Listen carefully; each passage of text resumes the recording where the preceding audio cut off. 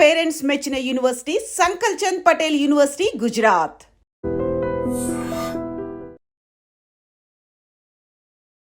నమస్కారం, welcome to I dream. ధర్మ మార్గం విత్ విజిత కార్యక్రమానికి స్వాగతం.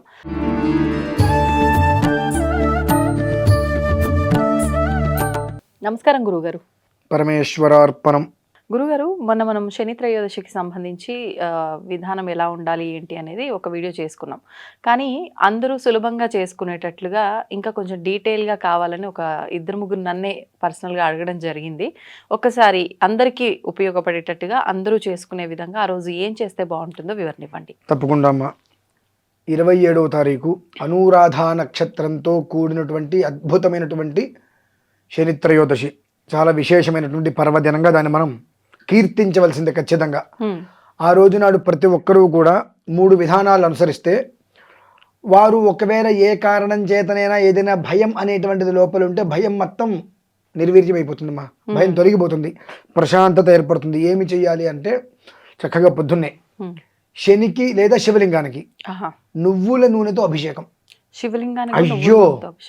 నువ్వుల నూనెతో అభిషేకం. 2 పెరుగులో నువ్వులు కలిపి స్వామివారికి అభిషేకం చేయటం, శివుడికి అభిషేకం చేయటం.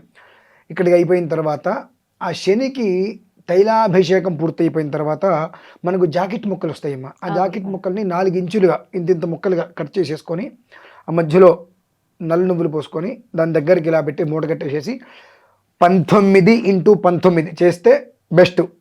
లేదు 19 నేను చేసుకుంటానండి అంటే ఓకే. ఆ 19 చేసుకొని ఆ 19 తోటి కూడా శనికి హోమం, తిల హోమము అంటారు దాన్ని.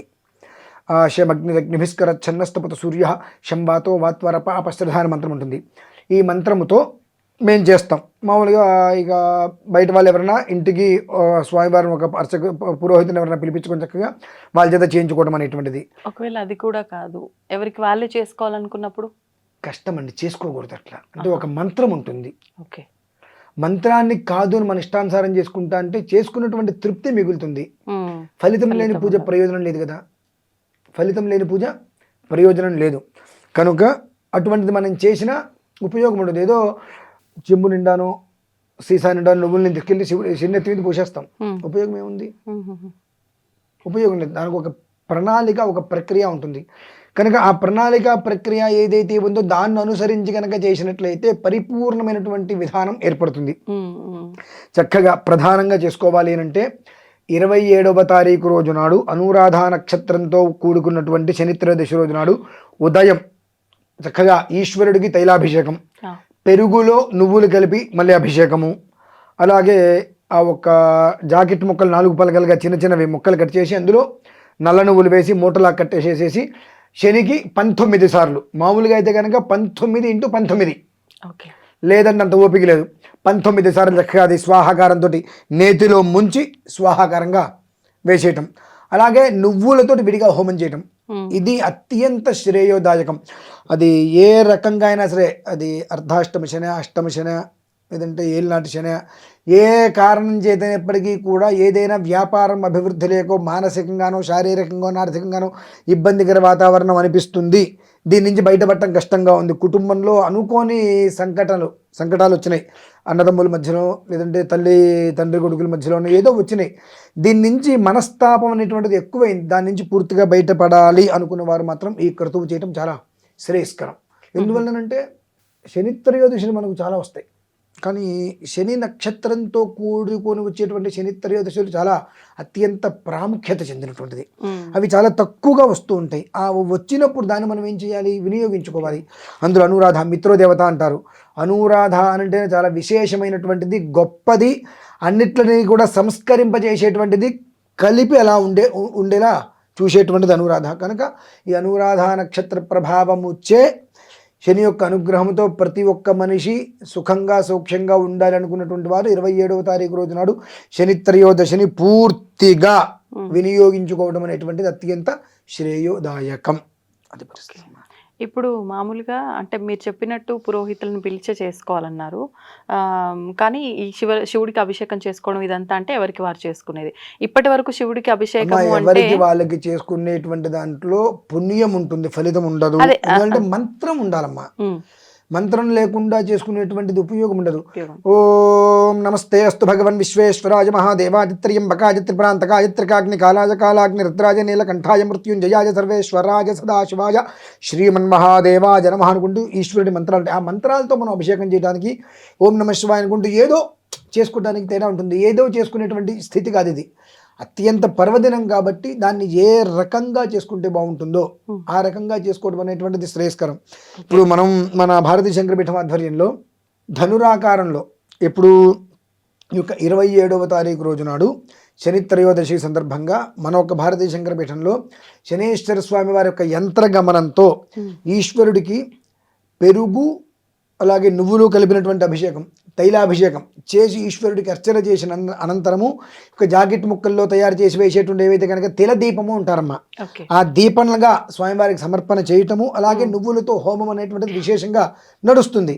కాబట్టి ఎవరైనా ఇంటికి పిలిపించుకొని చేయించుకోవచ్చు, లేదంటే ఏదైనా గుళ్ళో చేయించుకోవచ్చు, లేదంటే మన భారతీయ శంకరపీఠంలో చక్కగా వారి ప్రత్యక్షంగా పరోక్షంగా వారి గోత్రనామాలతో మనకు ఉదయం పూట భారతీయ శంకరపీఠం ఛానల్ నుంచి ప్రారంభం చేయగానే లైవ్ ఇస్తామమ్మా. ప్రోగ్రామ్ అయ్యేంత వరకు మొత్తం లైవ్ ఇస్తారు. ఆ లైవ్ చక్కగా తిలకించవచ్చు. ఓకే, అంటే పరోక్షంగా చేసినప్పటికీ ఫలితం ఉంటుందంటారా? కొన్నిట్లకి పరోక్షంగా కూడా ఫలితం వస్తుంది. కొన్ని ఎట్లా మనం ఎక్కడో ఉన్నాం, నిజంగానే రాలేం.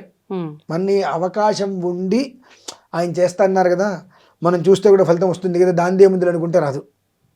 ఒకవేళ ఏదైనా కారణం చేత రాలేని పక్షం ఆ సమయంలో చేసేటువంటి దానికి ఫలితం ఖచ్చితంగా ఏర్పడుతుంది. రాగలిగిన స్థితి ఉండి రాలేదనుకోండి ఉపయోగం లేదు. అప్పుడు ఓకే, మాకు డబ్బులు కట్టవద్దు, మేము చెయ్యవద్దు, ఆ అమంగళకరమైన మాటలు మేము మొయ్యవద్దు. కాబట్టి మీకు నిజంగా రాలేని పక్షం అయితే పరోక్షంగా పాల్గొనండి. రాగలిగితే మాత్రం ప్రత్యక్షంగా వస్తే చాలా బాగుంటుంది. ఖచ్చితంగా భారతీయ శంకరపీఠం నుంచి మాత్రం యూట్యూబ్ లైవ్ ఖచ్చితంగా ఇస్తున్నాం మనం.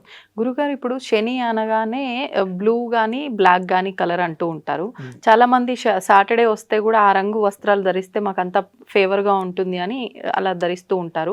అలాంటిది ఏమన్నా నియమం పాటించాలంటారా? అందరికీ ఉపయోగపడదండి. కొన్ని నక్షత్రాలు కొన్ని లగ్నాలు ఉంటాయి, దానికి యాంటీగా ఉండేటువంటి నక్షత్రంలో వేసుకుంటే ఆ రోజు చికాకి ఉంటుంది. అంటే ఏ నక్షత్రం వాళ్ళు వేసుకోవచ్చు? ఇప్పుడు కృత్తిక ఉత్తరాషాఢ, ఈ కృత్తిక ఉత్తరాషాఢ నక్షత్రంలో జన్మించిన వారు ఆదివారం రోజున నీలం వేసుకోవద్దు. ఓహో, అదే శనివారం రోజున ఎరుపు వేసుకోవచ్చు, నీలం వేసుకోవచ్చు. అంటే శనికి సూర్యుడు అంటే ఇష్టం, సూర్యుడికి శని అంటే ఇష్టం ఉండదు. తత్కారణం చేత కొన్ని విధానాలలో ఆ శనివారం రోజు నాడు ఎరుపు వస్త్రాలు వేసుకుంటే మనస్సంతా క్షోభగా, ఇబ్బందిగా, చికాగ్గా, ఎరుపు నలుపు ఎరుపు నీలం కాంబినేషన్ వేసుకుని ఒక్కొక్కసారి ఆ స్థితిగమనాన్ని అనుసరించి లగ్న యోగాన్ని అనుసరించి ఒక్కోసారి బాగుంటుంది. అది కనుక యాంటీ అయితే వారిద్దరి మధ్యలో ఆ రోజంతా ఏదో కూలిపోయినట్టుగా నీజీనెస్గా చికాగ్గా ఉంటూ ఉంటుంది. ఓకే ఓకే, అంటే వేసుకునే బట్టలను బట్టి కూడా మనస్తత్వం మారిపోతుంది అంటారు. మన గురించి కదమ్మా అది, ఆ గ్రహ ప్రభావం.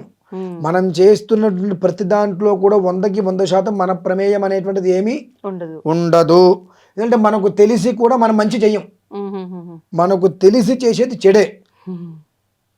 కాబట్టి కొన్ని రకాలుగా కొన్ని వస్త్రాలు, ఇప్పుడు అయ్యప్ప స్వామి వస్త్రాలు వేసుకుంటారు, నల్లటివి వేసుకుంటారు, భయపడతారు కొన్ని వెధవ పనులు చేయాలంటే. గుట్కా వేసుకోవాలన్నా, సిగరెట్ తాగాలన్నా, అమ్మో నేను మాల వేసుకున్నా ఏమన్నా అవుతుందేమో అని. సో ఇటువంటి వాటి వల్ల కాస్త నిలబడగలుగుతారు. అంతే. అది. ధన్యవాదాలు గురుగారు.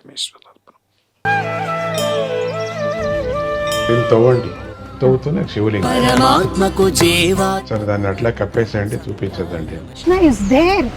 మూర్తి పూజ కాదు, సాక్షాత్ బ్రజేంద్ర నందన భగవాన్ ఉన్నారు మూర్తిలో. ఏమీ ఆశించకుండా ఆరాధించే వాళ్ళు కూడా ఉన్నారా ప్రభుజీ? నిజమైన భక్తి అంటే మనకు తెలియదు కాబట్టి